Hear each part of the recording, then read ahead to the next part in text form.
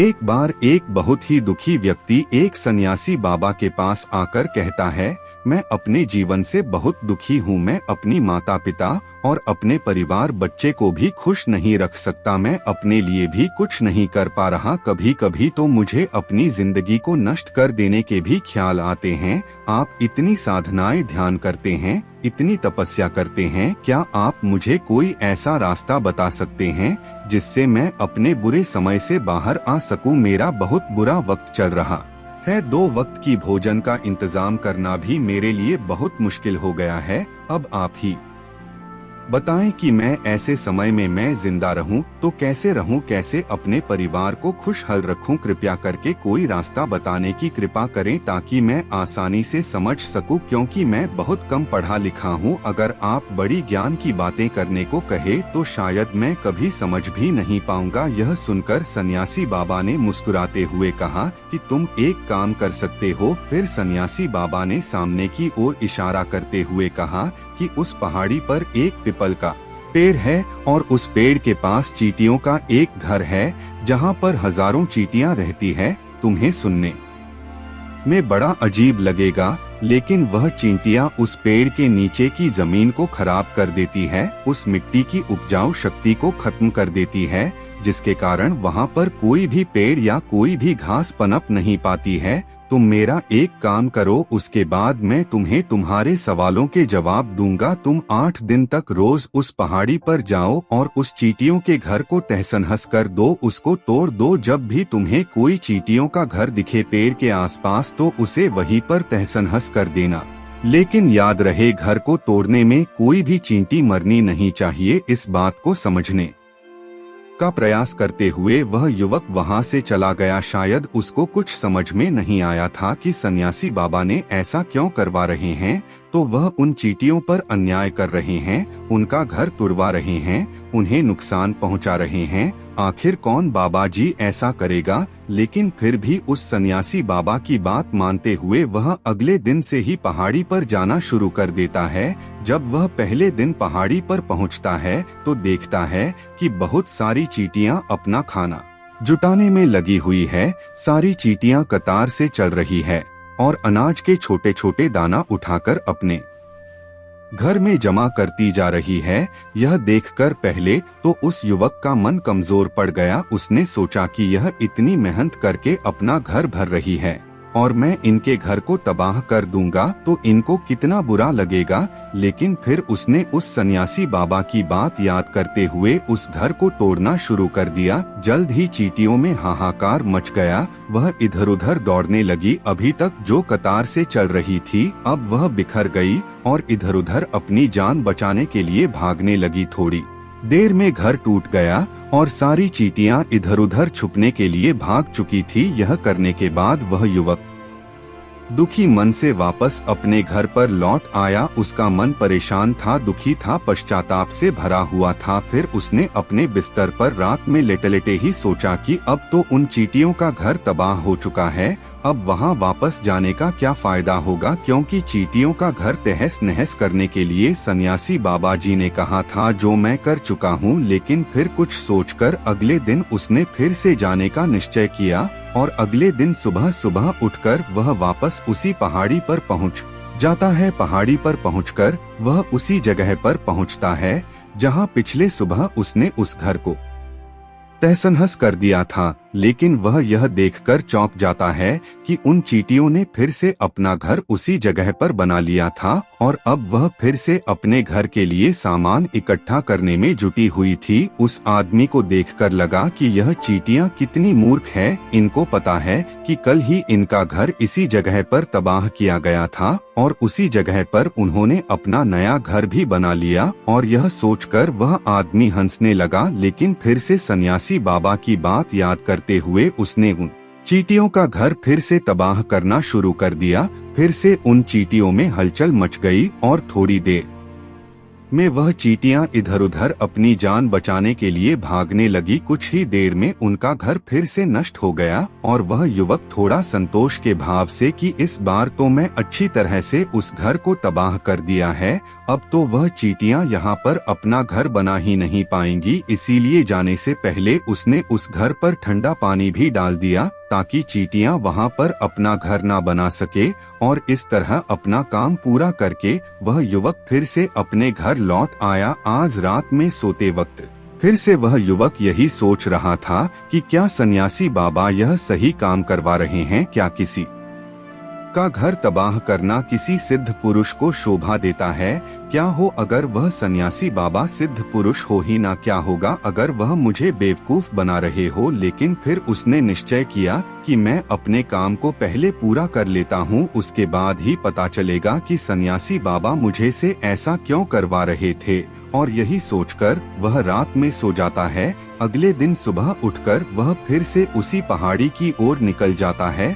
पहाड़ी पर पहुंचकर वह उसी जगह पर पहुंचता है जहां पर उसने उनके घर को तबाह कर दिया था और वह यह देखकर खुश हो जाता है कि वहां पर कोई भी घर नहीं था। सारी चींटियां वहां से भाग चुकी थी। अब उसने सोचा कि अब मेरा रोज रोज आने का क्या फायदा होगा, क्योंकि चींटियां तो अपना घर बदल चुकी है और सन्यासी बाबा ने मुझे 8 दिन आने के बाद कहा था, लेकिन आज तो तीसरा ही दिन है, अब बाकी 5 दिन वापस आने का क्या फायदा होगा। और यही सोचकर उसने निश्चय किया कि यहाँ से वह सीधा उसी सन्यासी बाबा के पास जाएगा और उनको यह सारी खबर बता देगा। जब वह वापस मुड़कर उस पहाड़ी से उस सन्यासी बाबा की कुटिया की तरफ जाने लगा, तभी अचानक उसकी नजर एक और घर पर पड़ी जो कि चींटियों का ही बनाया हुआ था। मतलब कि वह घर चींटियों ने ही बनाया था और अब वह चींटियां नए घर में वास कर चुकी थी। यह नया घर उनके पुराने घर से थोड़ी ही दूरी पर था और जब उसी युवक की नजर उस घर पर पड़ी तो उसने सोचा कि शायद सन्यासी बाबा को पता था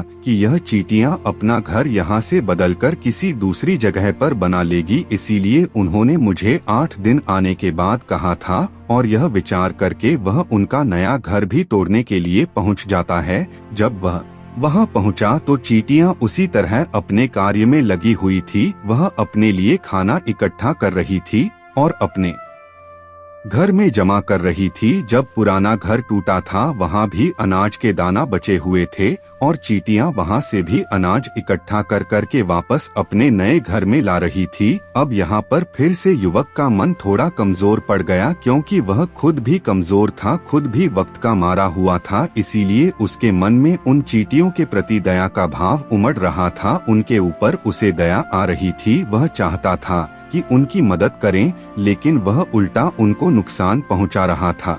लेकिन उस सन्यासी बाबा की बात को याद करते हुए उसने फिर से उस घर को तोड़ने का निश्चय किया और उसने इस बार बड़ी ही सावधानी के साथ बिना किसी चींटी को कोई नुकसान पहुंचाए वह घर तबाह करना शुरू कर दिया। वक्त थोड़ा ज्यादा लगा, क्योंकि किसी भी चींटी को नुकसान न पहुंचने की शर्त सन्यासी बाबा ने पहले ही रखी थी। इसीलिए उसको बड़ी सावधानी के साथ उन घरों को तबाह कर रहा था। लेकिन आखिरकार उसने उस घर को भी तबाह कर दिया और उस घर को तबाह करने की के बाद वह बड़े ही दुखी मन से, इस बार वह पहले से भी ज्यादा दुखी था, क्योंकि उसने उनका नया घर भी तोड़ दिया था। वह उन चींटियों को बसने ही नहीं दे रहा था और वह अब अपने आप को शैतान या दानव समझने लगा था। लेकिन फिर भी उस सन्यासी बाबा की बात को मानते हुए वह अपने घर पर दुखी मन से वापस आ गया। रात में सोने से पहले एक बार उसने फिर से सोचा कि मैं कितना बड़ा शैतान हूँ, कितना बड़ा दानव हूँ। पुराना घर तो छोड़ो, मैं उन चींटियों को कहीं भी बसने के लिए कोई जगह ही नहीं दे रहा हूँ। वह चींटियाँ मेरे बारे में क्या सोचती होगी, वह कितना बड़ा दानव होगा उस सन्यासी बाबा को जो मेरे द्वारा यह काम करवा रहा है।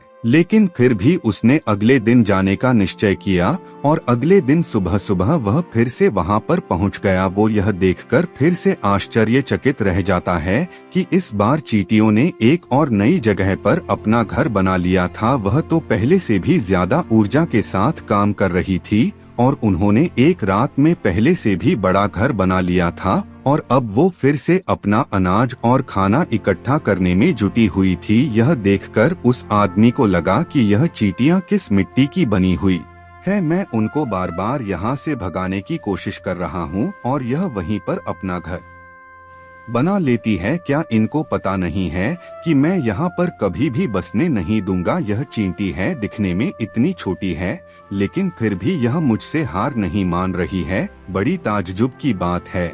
और इस बार उसने गुस्से में उस घर को तहस-नहस करना शुरू कर दिया, लेकिन इस बार तहस नहस करते हुए कुछ चींटियां वहीं पर मर गई, उसके पैरों तले कुचल दी गई। कुचलने के बाद जब वह अपने अहंकार से बाहर आया तो उसने देखा कि गुस्से में उसने उन चींटियों को कितना क्षति पहुंचा दी है। उसका मन पश्चाताप से भर गया और वह रोता हुआ अपने घर की तरफ बढ़ गया। रात में सोते वक्त उसने सोचा कि मैं उन चींटियों पर बहुत ज्यादा अत्याचार कर रहा हूँ, अब इससे ज्यादा अत्याचार मैं नहीं कर पाऊंगा। और यही सोचकर वह अगले दिन उन चींटियों के लिए अपने घर से थोड़ा चीनी लेकर उसी पहाड़ी पर पहुँच जाता है। आज उसके मन में उन चींटियों के प्रति श्रद्धा का भाव था, दया का भाव था। आज वह उनकी मदद करना चाहता था। और जब वह वहां पर पहुंचा तो चींटियां फिर से अपने नए घर को बनाने में जुटी हुई थी। उसने बड़े ही करुणा के साथ उन चींटियों को अपना लाया हुआ चीनी खिलाया। अगले 8 दिनों तक वह ऐसा ही करता रहा। वो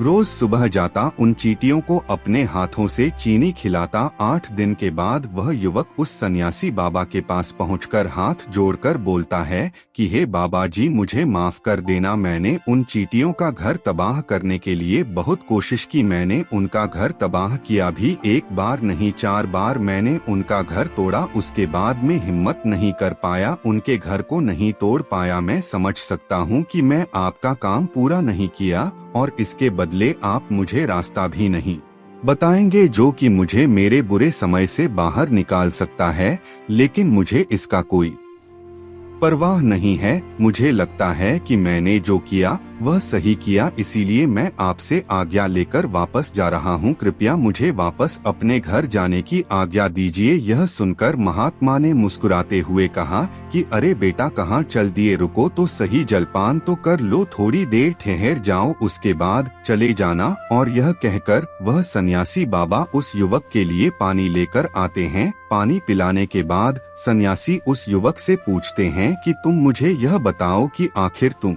उन चींटियों का घर तबाह क्यों नहीं कर सके। वह चींटियां तो छोटी है और तुम इतने विशालकाय हो, फिर भी तुम उन छोटी छोटी चींटियों का घर तबाह नहीं कर पाए। कहाँ है तुम्हारी शक्ति, तुम्हारा बाहुबल। इसका जवाब देते हुए उस युवक ने कहा कि हे बाबा जी, मैंने उन चींटियों का घर तबाह कर दिया था, बार बार किया था। एक बार तो अपने गुस्से में उन चींटियों को भी हानि पहुंचा दी थी, लेकिन जिस दिन मैंने उनको हानि पहुंचाई उसी दिन मुझे लगा कि मैं उनको क्यों हानि पहुंचा रहा हूं, क्यों इनको इतनी तकलीफ दे रहा हूं, और उसी दिन से मैंने उनको क्षति पहुंचाने की वजह, नुकसान पहुंचाने की वजह उनकी सहायता करनी शुरू कर दी। यह सुनकर उस महात्मा ने कहा कि यही तो सीखने की बात है। एक छोटी सी चींटी हमें जीवन का संदेश दे जाती है। मैंने तुम्हें उन चींटियों का घर तबाह करने के लिए नहीं भेजा था, मैंने तुम्हें भेजा था ताकि तुम उन चींटियों से कुछ सीख ले सको। तुम्हें क्या सीख मिली उन चींटियों से, क्या मुझे बता सकते हो? यह सुनकर उस युवक ने पूरी कहानी बयां कर दी। पूरी कहानी सुनने के बाद